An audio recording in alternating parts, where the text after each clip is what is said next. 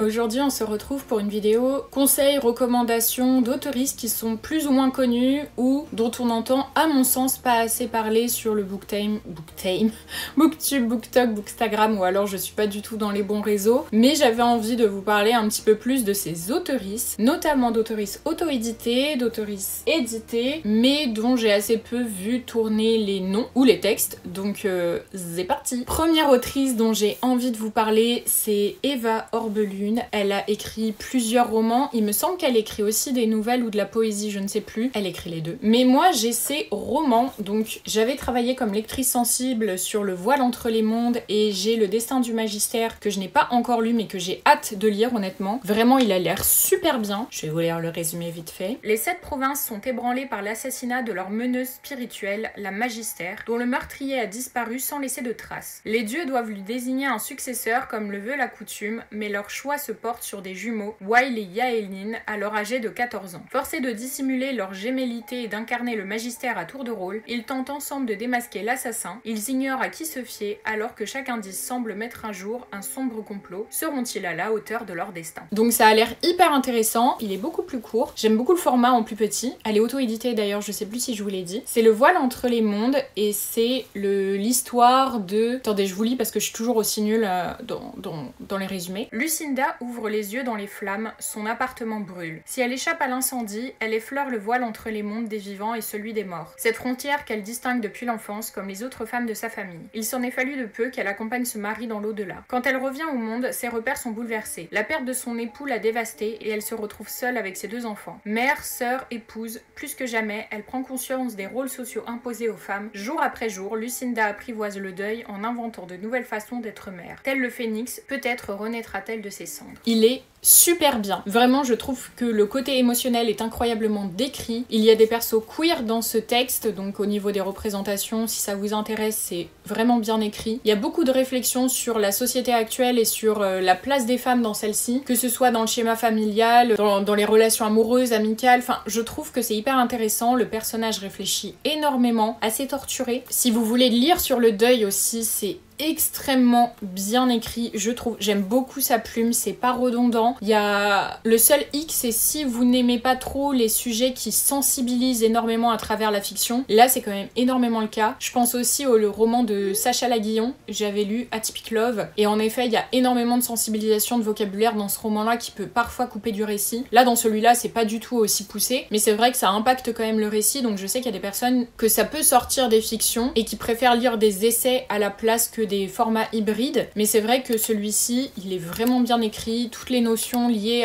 aux impacts sociétaux et tout sont hyper bien inscrites dans le récit, alors qu'elle en parle beaucoup, honnêtement, et vraiment j'aime beaucoup sa plume, c'est pour ça que j'ai autant hâte de lire son autre texte. Et d'ailleurs je vous incite à la suivre sur les réseaux, elle fait des revues littéraires qui sont hyper intéressantes, sourcées, enrichissantes, enfin vraiment je vous conseille de la suivre aussi.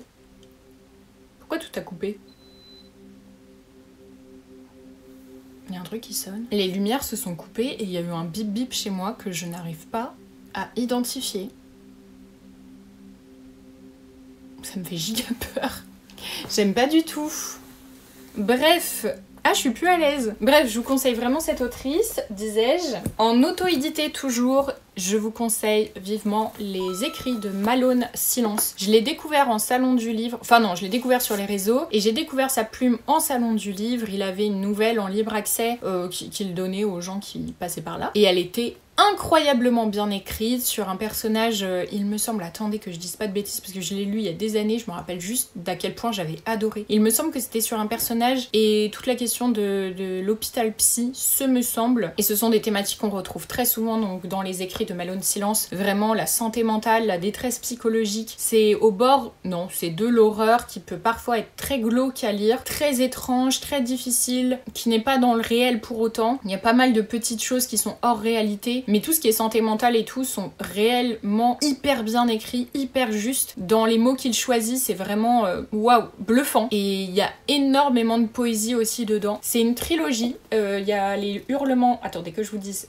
pas de bêtises, la trilogie c'est Stanley n'est pas mort, le premier c'est les Hurlements noyés et le deuxième c'est les Pleurs du vide, et il y a le troisième qui était en précommande Ulule, j'ai un doute si c'était sur Ulule, enfin bon bref, je l'ai précommandé et j'ai vraiment hâte de lire le tome 3. J'ai une grosse préférence pour le tome 1, j'avais trouvé le personnage principal incroyablement écrit et le personnage dont j'ai oublié le nom d'une adolescente qui est hyper bien écrit également. Ça parle de liens aussi entre les humains, amical, amoureux, même dans le lien dans la détresse et tout, enfin vraiment hyper intéressant. Aussi si ça vous intéresse, il les a imprimés avec la police d'écriture facilitant la lecture pour les personnes 10, donc c'est un plus également. Je vais vous lire la 4e de couverture pour vous faire un peu une idée. Le monde rend malade. À 28 ans, Stanley Ellington se débat dans un océan de traumatisme. Il sort le nez de l'hôpital psychiatrique sans savoir s'il est prêt à affronter la vie telle qu'elle l'attend. Au fond de son cerveau se tapissent toujours ses pires ennemis, sa dépression et ses capacités médiumniques. Ce don qui n'en est pas un, cette malédiction qui suscite fascination, terreur ou envie. Pour Alison Griggs, cette envie a depuis longtemps tourné à la convoitise. Elle aussi attend Stanley, affûtant ses couteaux dans le secret d'une forêt qui change sans cesse de visage. Et les enjeux du vol des dons de Stanley dépassent largement ces deux âmes, les dernières dont le monde souhaite la rencontre. C'est l'histoire de gorges qui ont trop crié, de cœurs broyés, de hurlements assourdis et de solitudes qui se fracassent les unes contre les autres. Parfois de l'espoir qui subsiste, née une relation bancale embellie par la sincérité. Parfois, il semble que l'empathie et l'humanité aient une chance de l'emporter. Mais au dehors, l'apocalypse menace d'éclater et les chiens ne cessent de hurler. La couverture est de Make Akart, je ne sais pas si on le prononce comme ça, mais vraiment, ces illustrations sont incroyables, je trouve. C'est super beau. Genre, j'adore vraiment celle-ci, celle du tome 2, je la trouve vraiment trop belle. Et pour les Pleurs du vide, la 4e de couverture, Noah Peterson, si tel est bien son nom de famille, n'a aucun souvenir de sa vie d'avant l'apocalypse. Le voilà dans cette chambre d'hôpital avec ce type brisé qui lui a dit s'appeler Stanley, et dont il tombe fou amoureux. Désormais, c'est eux deux contre ce qu'il reste de la réalité. Mais reste-t-il encore quelque chose de la réalité? Sally et Ariane Perkins la regardent se décomposer par leur fenêtre, jour après jour, dans l'attente de l'hypothétique retour de Scarlett Griggs dans leur vie. Vicky, c'est Vicky, tiens. Vicky, de son côté, contemple la fin du monde et au creux de sa rage, conserve l'espoir de trouver une porte de sortie. Hook et les autres chiens sont prêts à l'y aider. Alison, elle, est prête à les arrêter. Donc voilà, c'est de l'urban fantasy, post-apo, enfin c'est vraiment chouette. Il y a également des représentations de persos queer, si ça vous intéresse encore une fois d'en retrouver dans les récits que vous lisez. En parlant de persos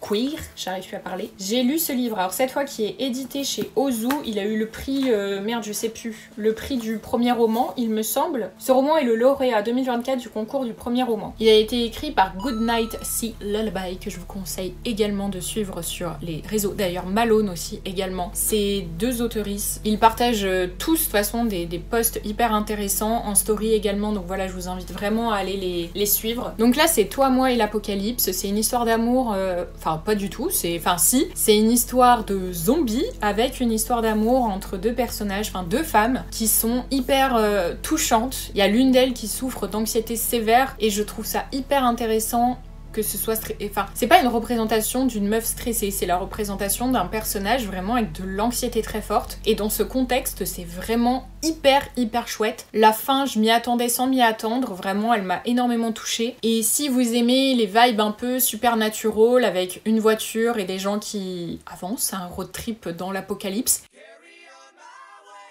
je vous conseille vraiment ce livre. Je le trouve au niveau de la plume beaucoup plus accessible par exemple que des livres comme celui de Malone qui sont vraiment des fois difficiles à lire avec des envolées littéraires qui peuvent parfois ne pas convenir à tout le monde. Celui-ci, je trouve qu'il est un peu plus grand public. C'est pas péjoratif du tout, mais je pense qu'il peut plaire à beaucoup plus de gens, dans le sens où on peut y retrouver différentes choses qui font que ça peut attirer diverses personnes. Je suis en train de me paraphraser, mais il y a des références pop culture, il y a des références à de la musique, enfin vraiment, on s'imagine énormément dans ce texte. C'est assez facile de se projeter et il est vraiment agréable. Je l'ai lu très vite pour le coup, parce que encore une fois, c'est pas comme Malone Silence où t'as besoin de faire des pauses quand t'es concerné, c'est délicat des fois émotionnellement.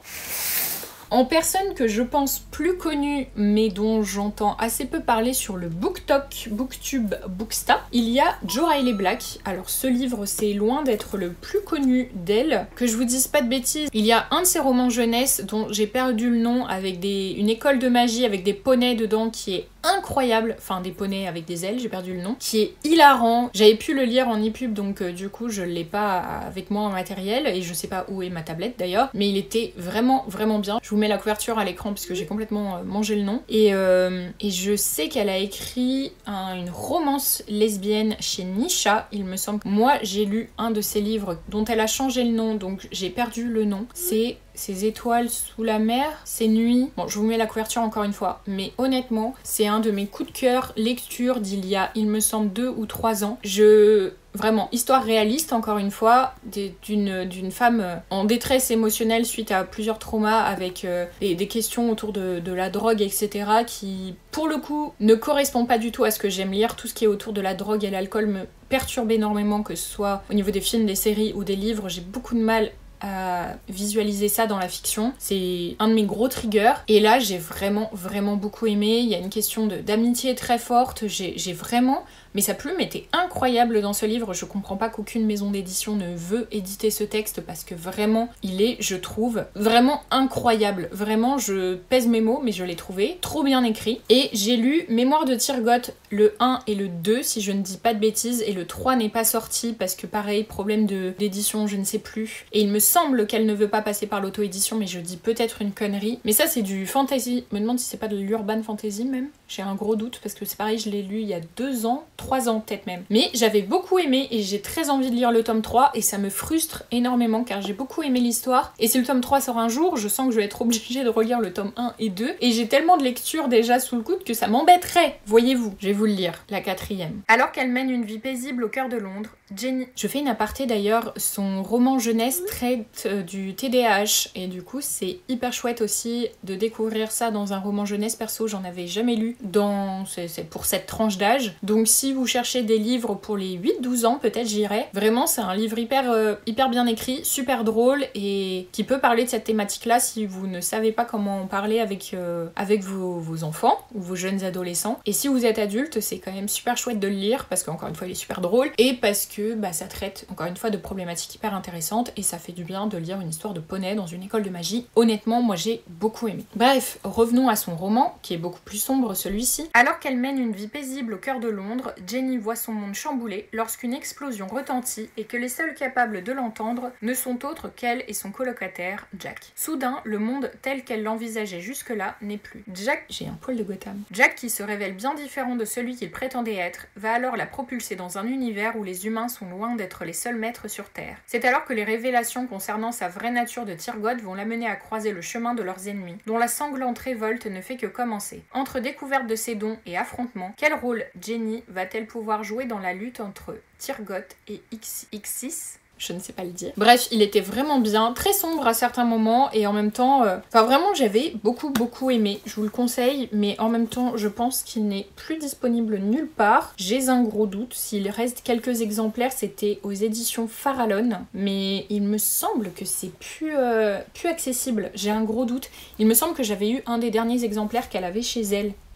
Je crois. Autre autrice dont j'ai déjà parlé 2 fois sur ma chaîne, notamment parce qu'il y a un essai que j'aime beaucoup, ce sont les livres de Yuna Visentin. C'est une personne que je connais IRL qui est adorable, vraiment, c'est un bon humain. J'ai participé à plusieurs de ses ateliers d'écriture, on a fini par nouer des liens ensemble, c'est vraiment une super personne et du coup ça donne encore plus envie de partager ses textes. Elle a supprimé ses réseaux sociaux parce que c'est dommage parce qu'elle partageait des revues littéraires vraiment chouettes, mais voilà, c'est la vie. Et donc il y a son essai aux éditions Divergence dont j'ai oublié le nom aussi, il est vert, c'est spiritualité et quelque chose, spirituel révolutionnaire, révolution spirituelle, je ne sais plus, je vous le mets à l'écran encore une fois, mais il est incroyablement bien, il parle beaucoup de judaïsme et de culte et de se rattacher à une religion ou non et de mêler ça au mouvement militant, comment faire, à quel point ça peut être difficile et conflictuel aussi du point de vue personnel. Bref, c'est hyper intéressant, elle parle énormément de sa propre religion, donc c'est très touchant aussi par certains passages. De toute façon, les éditions Divergence, elles sont super bien pour ça, c'est de mêler de l'essai à de l'expérience personnelle, donc vraiment c'est hyper riche comme texte, vraiment, je vous conseille énormément. Et donc elle a écrit une fiction, il me semble que les éditions éditions Kiwi ont été en liquidation ou ont fermé ou je sais pas comment on dit, enfin bon bref, je crois qu'elles n'existent plus. Peut-être que vous allez le trouver sur Vinted ou peut-être qu'il reste quelques exemplaires, je sais pas. Mais c'est Ila, le réveil des sorcières. Après, s'il est plus dispo, vous avez d'autres de ses textes. Elle a écrit un truc aussi parce qu'elle a été enseignante et elle a écrit un essai sur l'éducation nationale et je ne l'ai pas lu, mais il a l'air hyper intéressant et je vous parle de Yuna pour vous parler du fait qu'elle écrit des trucs chouettes. Si vous trouvez pas ce roman, n'hésitez pas à vous procurer les autres de ses livres.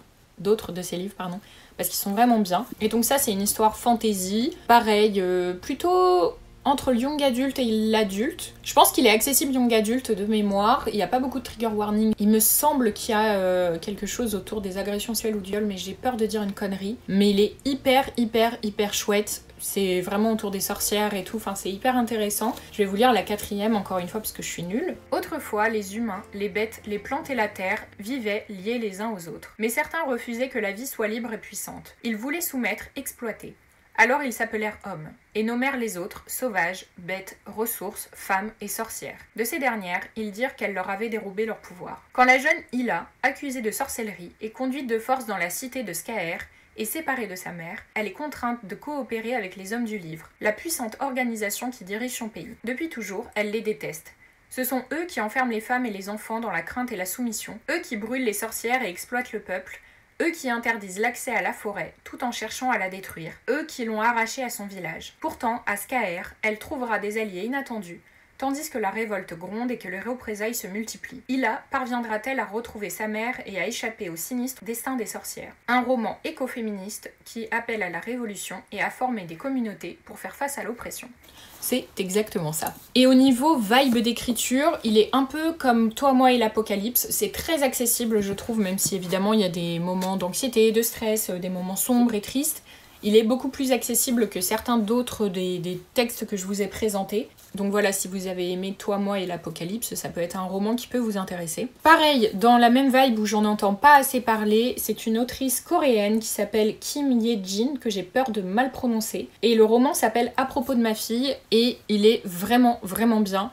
C'est sur l'histoire d'une jeune femme qui va faire son coming out lesbien à sa mère et de toutes les implications que ça peut causer et tous les trucs négatifs qui s'en suivent. Je vous parle des fois de romans dont les coming out sont très positifs, celui-là ne l'est pas. Et donc, je vous lis la 4e. À Séoul de nos jours, une trentenaire en difficulté demande à sa mère de l'accueillir chez elle quelque temps. Cette dernière accepte à contre-cœur, sa fille ne souhaite pas s'installer seule mais avec sa partenaire. Aussitôt dans ce huis clos, un climat de malaise naît entre les trois femmes. La mère souffre devant la nature incompréhensible à ses yeux de ce couple. Face à un mode de vie qu'elle désapprouve, tant il nie la tradition coréenne du mariage et de la famille, elle oscille entre honte et colère. Alors que les idéaux de la fille se heurtent au sens des convenances de la mère, une réconciliation est-elle seulement possible? Un premier roman où l'intime et la délicatesse se côtoient, pour aborder ce qui est encore considéré comme un grand tabou en Corée. À propos de ma fille est aussi une invitation touchante à découvrir des femmes coréennes tiraillées entre tradition et émancipation. Je n'ai aucune idée de si c'est représentatif, enfin une bonne représentation ou non de la culture coréenne, mais si on prend juste du point de vue familial et des coming out compliqués ou de la cohabitation entre un couple homosexuel et la famille parfois rejetante ou dans l'incompréhension, sur ce point-là, j'ai trouvé ça hyper intéressant. En plus, il se lit méga vite. Donc vraiment je vous le conseille. Et alors beaucoup de gens connaissent cet artiste, mais honnêtement j'en vois assez peu qui en parlent. C'est Junji Ito. Alors là pour le coup, trigger warning sur 1 milliard de sens, les images sont hyper cringe, les histoires peuvent être très glauques, très violentes aussi, du point de vue émotionnel comme physique. Mais je trouve, mais vraiment ces dessins, c'est tout ce que j'aime. Je les trouve incroyables. Genre, attendez, je vais essayer de trouver une page qui n'est pas soit spoil, soit trop glauque pour les YouTube. Genre, hop. J'en ai un autre d'ailleurs de lui qui est Remina, que je n'ai pas eu le temps de lire. Et ça, c'est Zone Fantôme, qui regroupe plusieurs... C'est comme si c'était un recueil de nouvelles, mais version manga. J'ai le tome 1 aux éditions Mangetsu. Et vraiment, je trouve ça... toutes ces histoires, je les trouve incroyables. J'aime beaucoup sa plume. Vraiment, si vous êtes torturé, que vous voulez lire des trucs torturés, c'est de l'horreur pour le coup, ou du psychologiquement très... C'est bizarre, c'est étrange, ça dérange vraiment, je le trouve artistiquement hyper cool. Beaucoup de gens le connaissent, hein, je dis pas que je révolutionne le monde en parlant, mais je le vois assez peu traîner sur les réseaux. donc je me permets d'en reparler. Peut-être qu'on en parle beaucoup plus sur les comptes spécialisés manga, je pense, mais comme moi je ne parle pas de ça, je me dis que c'est l'occasion de vous en parler, peut-être que vous ne connaissez pas. Mais bref, cet artiste, vraiment, je le trouve trop chouette. Et pour vous parler d'une dernière autrice incroyable, mais alors incroyable, attendez, je prépare tout, je vous parle de moi-même. Actuellement, je suis en Corée, il me semble. Je vous ai partagé ça sur les réseaux. J'ai été en Corée, en Chine 1 mois et en Corée 1 mois et demi. Donc j'ai mis ma boutique Etsy en pause. Au moment où vous allez voir cette vidéo, je reviens en France, donc je réouvre ma boutique Etsy. J'essaye désespérément d'écouler mes stocks car j'ai changé de pseudo après 6 ans avec l'ancien pour des raisons personnelles très... Bref, il fallait que ce soit fait.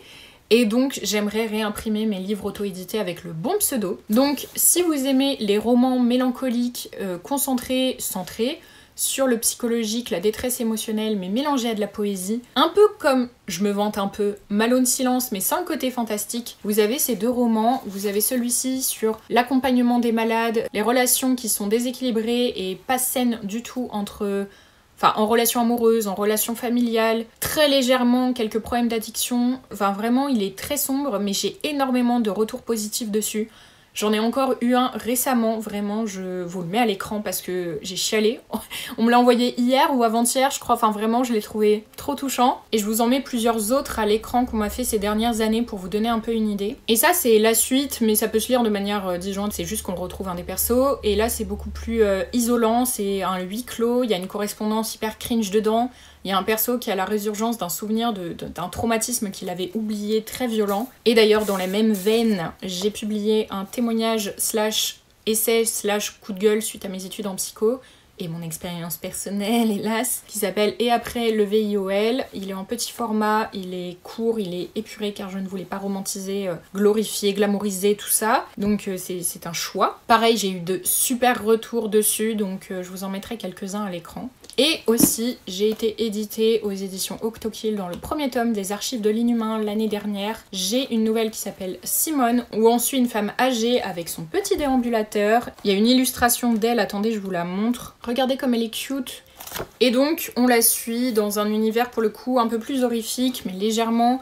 mais dérangeant et qui se rapproche de la SFFF. Et c'est une femme donc qui va se rendre compte que ses rêves sont espionnés, étudiés depuis des années et qu'ils sont en rapport avec la mort. Ça se passe beaucoup dans un cimetière, ça se passe beaucoup aussi chez elle, qui a une petite collection de chouettes et tout, trop mimes. Ça parle aussi du deuil, mais de manière positive, donc je le trouve beaucoup plus pétillant, bien qu'il soit dans une ambiance apparemment très anxiogène, de ce qu'on m'a dit, très... lourde, mais j'aime beaucoup justement ce type d'écrit et je tends à me rapprocher plutôt de ce style d'écriture à l'avenir. Donc voilà, si ça vous intéresse de le découvrir, n'hésitez pas à acheter ce recueil de nouvelles. D'ailleurs, je suis éditée aux côtés de Malone, la star Malone. Donc voilà.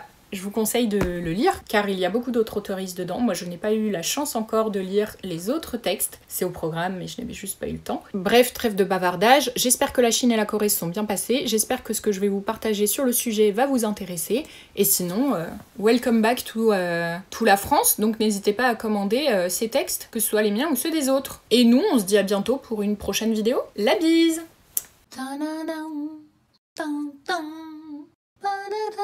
Boum. Dun, dun, dun. Dun, dun, dun. Dun, dun, dun. Boum, bam.